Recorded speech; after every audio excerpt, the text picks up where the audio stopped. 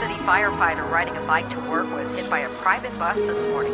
39-year-old Matthew Long is in critical condition. His condition is grave, and I ask all New Yorkers to pray for him. He was basically impaled by the bicycle seat. He lost his blood volume, people would estimate 4 to 5 times over. So if we took all the blood out of his body, gave it back, and did this 4 or 5 times, that's about how much blood he lost in about 10, 11 hours. They said that it was serious and that he had about 1% chance to survive. I leave the question at the end of that video, and I ask everyone in the audience before I speak, would you have the will to carry on? Would you have the will to continue to fight, to want to compete again in a race that doesn't have a clear finish line? But when done, it will define you as a person for the rest of your life. For me, after the days of September 11th, 2001, I did a reality check about my life. I like to talk of it as an inventory check. I didn't like the way my life was going. I was slightly overweight. I was drinking more than I should have to depress what really happened those days, the memories of losing friends and family. What I decided was that I needed to start setting goals for myself. I needed to take care of my body. As a firefighter, fitness is our best tool. And we have a slogan at the Academy that says, "Let no man's ghost come back to say his training let him down." I didn't want my training to let me down. If something happened to me and it was my day to go, I didn't want it to be because of me and my shortcomings. Now, as we grow up as children, we dream. I remember dreaming as a kid. I remember every night going to bed with a dream in my head, whether it was to play college basketball, high school basketball, or to date the girl around the block. You didn't wake up in the morning and it came true.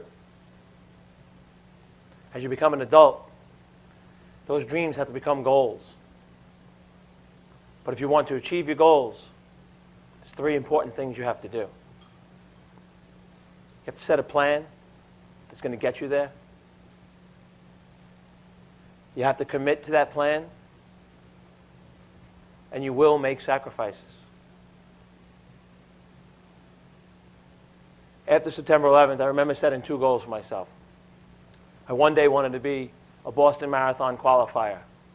I wanted to run in New York. We have a race within the race against the police department in New York City, the firemen and cops. And I wanted to be part of that team that the fire department has to beat them. They only tally the first 5 scores. First 5 runners. That was one goal I set for myself in 2004. 2004, I also said it, if I was going to push myself this hard, I wanted to complete an Ironman. Those of you in the audience that might not know what an Ironman is, it's a 2.4-mile swim, a 112-mile bike ride, and a marathon, 26.2 miles, with a time limit of 17 hours to finish. 17:01. And they say, better luck next year. You don't get a T-shirt. You don't get a medal.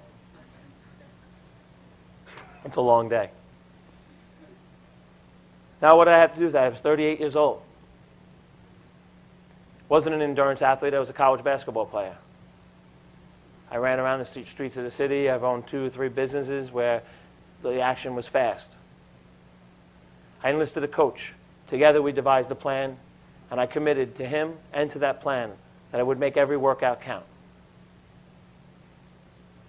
Sacrifices came in the way of nightlife in the city, family functions, getting to bed at 9 o'clock on Thursday because Friday morning you had to get up at 5 a.m. and ride your bike for 100 miles and then run 8 miles afterwards. My family thought I was crazy. They were right. Someone who wants to do that, you have to be a little touched. That year, I remember going through my journal. I'm a big believer of journals. I'm a big believer that when you set this goal, Not only do you need to know where you want to go in life, but you got to know where you are when you started. So I look back at my journal, and I swam more than 90,000 yards in a pool. I cycled more than 3,000 miles, and I ran more than 900 in 10 months. Just to get those two goals achieved, or so I thought. July, I go to Lake Placid. I finish the Ironman in 11 hours and 18 minutes, running my best marathon ever after a 112-mile bike ride. November, I line up with the cops and firemen, and I wind up running a 3:13, coming fourth for the New York City Fire Department, and again, helping us beat the police department one more year. Hope there's no policemen watching. I was on top of the world. I was in the best shape of my life, 39 years old, and I thought that I had achieved those goals, and I thought that those commitments and those sacrifices I made were for those two moments in my life. 5 weeks later,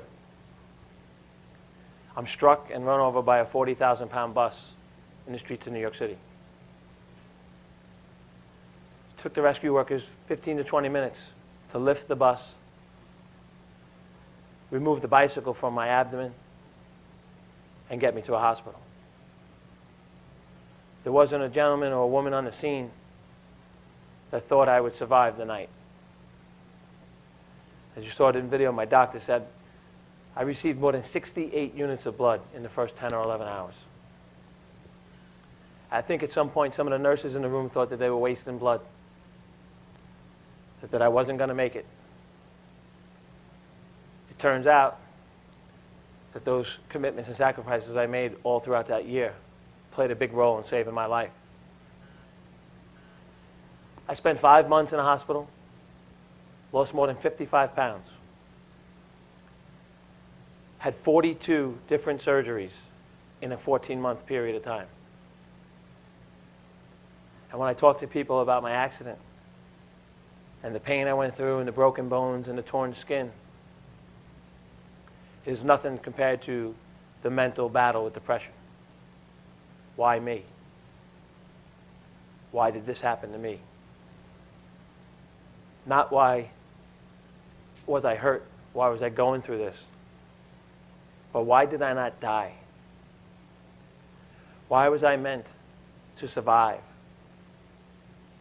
Why was I meant to carry on and continue to try and race? It turns out that that training I was doing wasn't for Boston, and it wasn't for the Ironman in Lake Placid. I was training for life. And with the battle of depression came a search for a reason, a search for purpose. There was a moment during my ordeal when I was going to and from doctors. My parents had to take me. I mean, just imagine, I'm 39 years old. I've lived a very independent life, and my parents are driving me back and forth to doctor's appointments. My youngest brother, I'm one of 9 siblings. I like to call him number 9, Eddie. We grew up in a very modest family, ice cream parlor, 9 children. It was probably pretty hard for my dad to put food on the table. And if you looked at a picture of my family, Eddie's the youngest, and he's the smallest and skinniest, so I guess he didn't get too much of the food on the table.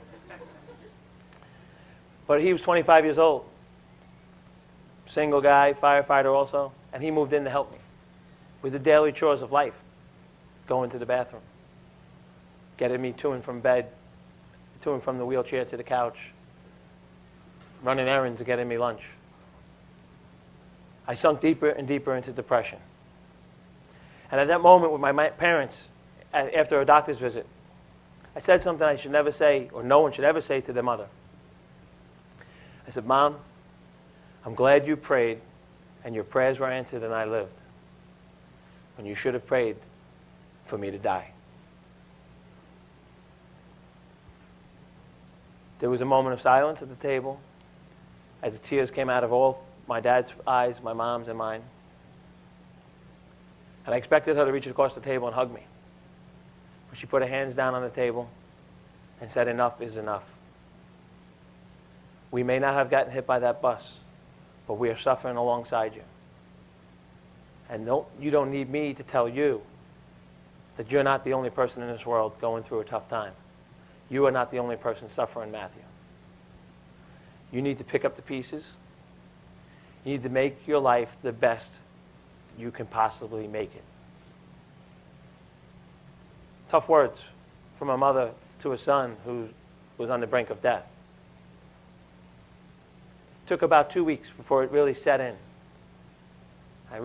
2 weeks on top of the months that I was saying, I can't. I want it. I can no longer do this. I can no longer do this. My life is over. Months and months of that. And then 2 more weeks after Mom's statement. Then I realized I need to do that inventory check. I need to look back and see what's going on with my life and how I can change the direction. What was missing? I wasn't setting goals. I stopped dreaming. Because endurance events pushed me before my accident, I wanted them to push me again. So I wanted to run again. And every morning I woke up, I changed I can't, I want, to I will. 2 extremely powerful words if you follow through when you say them. Eventually my mantra became, I will run. I took therapy more serious. I did extra work in the gym. I started to rebuild my body. Less than 3 years from my accident, I lined up with the Achilles Track Club for the New York City Marathon with my fire department track shirt. And I ran the New York City Marathon in 7 hours and 21 minutes. Far cry from the 3:13 that I used to be. Not only am I dealing with physical challenges, but the mental challenges and the mental fights continue because I have to let go of who I used to be. I used to go to Central Park and do sub 6-minute mile repeats. I used to run 6:22 off a bike after doing 50 miles on a bike in a half Ironman. I had to let go. I had to accept who I was now. But I wasn't finished because I told you I was a little crazy. So I wasn't finished.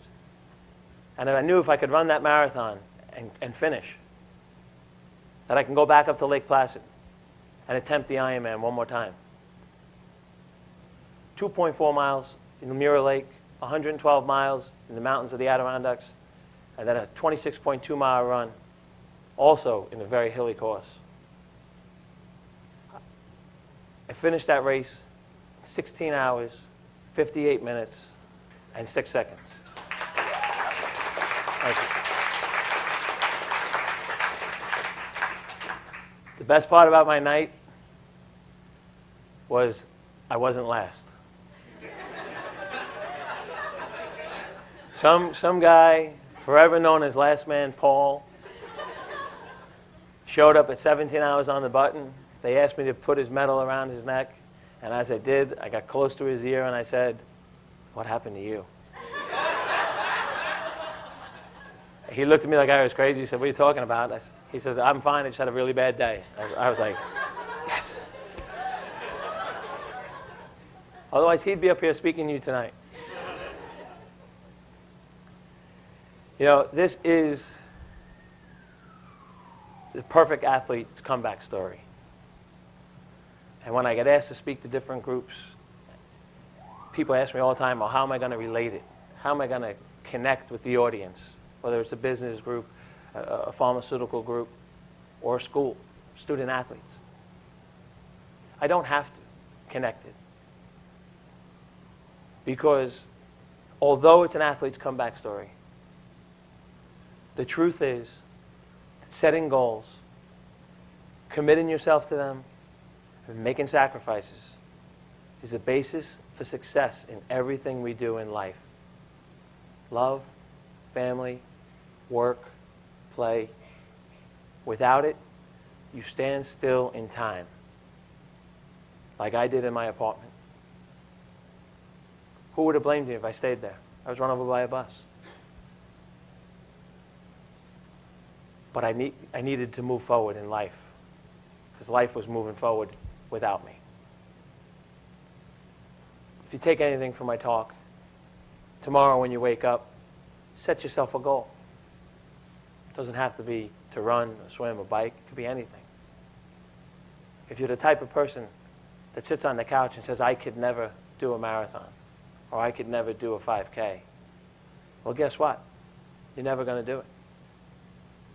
Replace I can't and I want it with I will. And your life will be full of success.